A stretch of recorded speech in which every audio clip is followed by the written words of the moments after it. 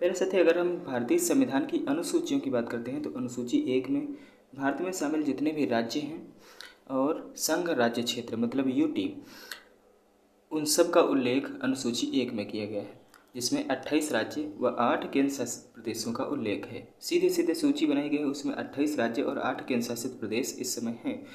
जैसे ही कोई बदलाव होता है 8 की जगह 9 केंद्र शासित प्रदेश हो जाते हैं, उसमें बदलाव करके एक उसमें बढ़ा दिया जाता है। अनुसूची 2 की अगर हम बात करते हैं तो इसमें वेतन से संबंधित कुछ बातें लिखी गई हैं, जिसमें 4 भागों में वेतन देने के बारे में बांटा गया है कि किसको किसको कितना वेतन दिया जाएगा। तो भाग का में राष्ट्रपति और राज्यों के राज्यपाल का उल्लेख है, मतलब इनको इनके वेतन के बारे में।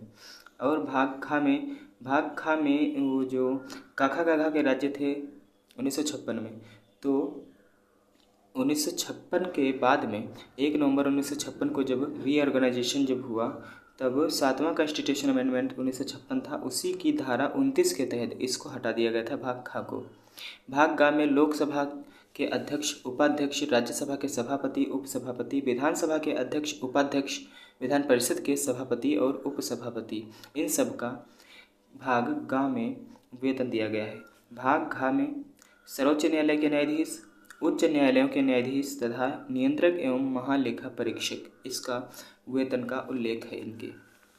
अनुसूची 3 की अगर हम साथ ही बात करते हैं तो इसमें कसम का उल्लेख है, मतलब शपथ। ठीक है, इसमें शपथ का उल्लेख है। और संघ के मंत्री इसमें किसकी किसकी शपथ का उल्लेख है, ये दिया गया है। संघ के मंत्री जितने भी होते हैं सबकी शपथ और इनकी गोपनीयता की शपथ। 2 शपथ होती है, एक होती है सामान्य शपथ, एक होती है गोपनीयता शपथ। ठीक है, संसद के लिए निर्वाचन के लिए प्रतिज्ञान, संसद के लिए निर्वाचन के लिए प्रतिज्ञान उसकी शपथ, और संसद के सदस्य की शपथ, सुप्रीम कोर्ट के न्यायाधीश की शपथ तथा नियंत्रक महालेखा परीक्षक द्वारा ली जाने वाली शपथ, राज्यों के मंत्री की शपथ और इनके गोपनीयता की शपथ, राज्य विधानमंडल के सदस्य द्वारा ली जाने वाली शपथ तथा प्रतिज्ञान, और उच्च न्यायालय के न्यायाधीशों द्वारा ली जाने वाली शपथ का उल्लेख है। किसमें? अनुसूची 3 में। अब अनुसूची 4 की अगर हम बात करते हैं तो राज्यसभा में विभिन्न राज्यों की सीटों का आवंटन जो है वो अनुसूची 4 में है। अनुसूची 4 में राज्यसभा में सीटों का आवंटन, जिसमें अगर यूपी में हम सीटों की बात करें तो यूपी में 31 सीटें हैं। अनुसूची 5 की अगर हम बात करते हैं तो विभिन्न अनुसूचित क्षेत्रों और अनुसूचित जातियों के यानी SC/ST क्षेत्रों के प्रशासन और इसके नियंत्रण के बारे में उल्लेख है अनुसूची 5 में। अनुसूची 6 की अगर हम बात करते हैं तो असम, मेघालय, त्रिपुरा और मिजोरम, इन 4 राज्यों के क्षेत्रों के प्रशासन के बारे में बताया गया है। असम, मेघालय, त्रिपुरा और मिजोरम, इनके क्षेत्र के प्रशासन के बारे में। अनुसूची 7 की अगर हम बात करते हैं तो 7 में केंद्र एवं राज्यों की शक्तियों का या अधिकारों का बंटवारा है, जिसमें 3 सूचियां दी गई हैं। अनुसूची 7 में संघ सूची, राज्य सूची और समवर्ती सूची। संघ सूची, राज्य सूची और समवर्ती सूची, जिसमें संघ सूची में उस समय सबसे पहले 97 विषय थे, अब उसको चेंज करके मतलब धीरे धीरे एक एक बढ़ते गए और अब इसमें 100 विषय हो गए हैं। राज्य सूची में 66 विषय थे, अब इसमें 61 विषय हैं। समवर्ती सूची में 47 विषय थे और अब इसमें 52 विषय हैं। अब आती है अनुसूची 8। अनुसूची 8 में संविधान ने जितनी भाषाओं को मान्यता दी है, जितनी संविधान की मूल भाषाएं हैं, उन सब का उल्लेख है इसमें अनुसूची 8 में।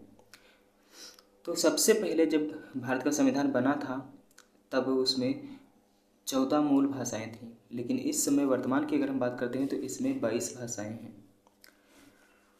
14 मूल भाषाएं कौन कौन सी थी? असमिया, हिंदी, मलयालम, पंजाबी, तेलुगु, बंगला, कन्नड़, मराठी, संस्कृत, उर्दू, गुजराती, कश्मीरी, उड़िया और तमिल। ये 14 भाषाएं पहले थीं। बाद में एक संविधान संशोधन 21वां कॉन्स्टिट्यूशन अमेंडमेंट एक्ट 1967 का, इसमें 15वीं भाषा एक सिंधी भाषा को जोड़ा गया। दूसरा एक संविधान संशोधन हुआ इसी के तौर पर और 71वां संविधान संशोधन 1992 का है, इसमें 3 भाषाओं को जोड़ा गया, कोंकणी, मणिपुरी और नेपाली। एक और संविधान संशोधन हुआ उसी के बाद में, 92वां संविधान संशोधन जो 2003 का है, इसमें 4 भाषाएं जोड़ी गई, बोडो, डोगरी, मैथिली और संथाली। 4 भाषाओं को इसमें जोड़ा गया।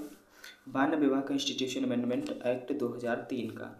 उसके बाद में आ जाती है साथी अनुसूची 9, और अनुसूची 9 को पहला कॉन्स्टिट्यूशन अमेंडमेंट एक्ट 1951 के तहत जोड़ा गया था। ये भूमि सुधार से संबंधित थी। इसमें राज्य द्वारा संपत्ति अधिग्रहण की विधियों का उल्लेख किया गया है, और ये आर्टिकल 31(2) का संवैधानिक मामला है।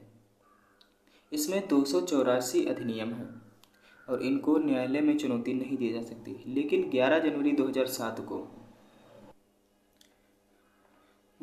2007 को सुप्रीम कोर्ट की एक पीठ ने कहा था कि इसको न्यायालय में चुनौती दी जा सकती है, क्योंकि यह भी संवैधानिक मामला है। और अब इसको उसमें सुप्रीम कोर्ट में चुनौती दी जा सकती है कि राज्य द्वारा संपत्ति अधिग्रहण कर ली गई है। अनुसूची 10 की अगर हम बात करते हैं तो ये 52वां संविधान संशोधन 1985 का है।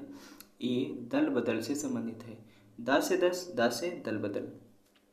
अनुसूची 11 की बात करते हैं तो 73वां कॉन्स्टिट्यूशन अमेंडमेंट 1993 का है, और ये इसमें आर्टिकल है 243(6), और ये पंचायती राज से संबंधित है। इसमें 29 विषय हैं। बजाती है अनुसूची 12। ये 74वां कॉन्स्टिट्यूशन अमेंडमेंट 1973 का है। ये नगर पालिकाओं से संबंधित है और उनके शक्ति, प्राधिकार व उत्तरदायित्व से इसमें विषय दिए गए हैं। इसमें टोटल 18 विषय हैं। क्लास कैसी लगी कमेंट बॉक्स में ज़रूर बताएं। अपनी एक प्यारा सा कमेंट ज़रूर छोड़ें। अच्छी लगी हो तो लाइक कर देना। चलिए मिलते हैं अगली क्लास में, तब तक के लिए जय हिंद, जय भारत, धन्यवाद।